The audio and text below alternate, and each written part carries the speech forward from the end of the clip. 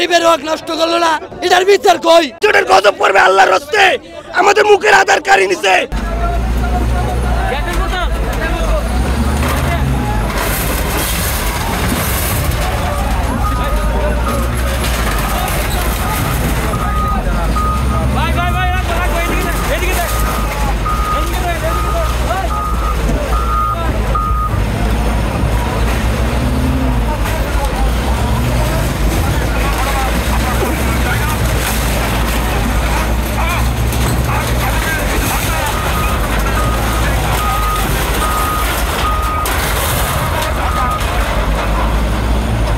হ্যাঁ ভাড়া দেই, মাসে ভাড়া দেই, শুধু মাটি ভাড়াই দেয় ৬,০০০ টাকা।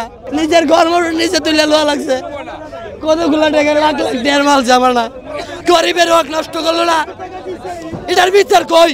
এই দেশে কি জনগণ নাই? না সরকারি স্থাপনা হলে তারা এখানে বাউন্ডারি দিত বা কোনো ব্যবস্থা গ্রহণ করত, তারা ফালায়া রাখবে, অন্ধকার করে রাখবে। যদি আপনার চুরি চিন্তাই হয় সেটা ভালো লাগে, জনগণের ক্ষতি হয় ওইটা ভালো লাগে, অন্ধকার হয়ে থাকলে ভালো। কিন্তু আমরা এখানে ব্যবসা করতেছি, যদি সরকারিভাবে আমাদের ইজারা ভাবেও যদি আমাদের এখান থেকে ভাড়া নেয় এসব জায়গা অনুযায়ী আমরা ব্যবসা করে খেতে পারি, কারণ এটা হলো আপনার খালি জায়গা পড়ে রয়েছে।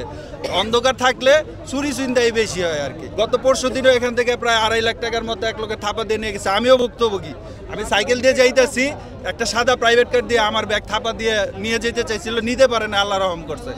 টাকা দেওয়ার মতো আমার লাখ লাখ টাকা মাল, প্রায় এই পর্যন্ত প্রায় 7-8 লাখ টাকা মাল ছিল, প্রায় তো 1-2 লাখ টাকা মাল অলরেডি চুরি হয়ে গেছে। না আমাদেরকে বাংলা কোনো নোটিশ দেয় নাই। আমি রাত্রে গেছি 4টা বাজে, সারাই দোকান খোলা থাকে গরুয়াটে, 4টা বাজে আমি গেছি। পর সকালবেলা শুনলাম যে দোকান ভাঙতে আসে, তাই আমি নোটিশ নাই, কিছু নাই। আমাদেরকে যদি একদিন আগে যদি নোটিশ দেওয়া হয়তো তা আমাদের যে মাল সামান আমরা সবাই সরা ফেলাইতো। আজকে যে মাল সামান তারা নোটিশ দিল না, এটা কি নিয়ম? দেশে কি আইন এটা? আপনি বলেন। না না না না হ্যাঁ সরকারি জায়গা ঠিক আছে, ইজারাটা দেওয়া, এটা গরু হাটের আয়তে ইজারা দেওয়া আপনার এই পর্যন্ত, সীমানা পর্যন্ত, সেটা ঠিক আছে। সরকারি জায়গা হোক আর জনগণ হোক, আমাদের তো একটা নোটিশ দিবে।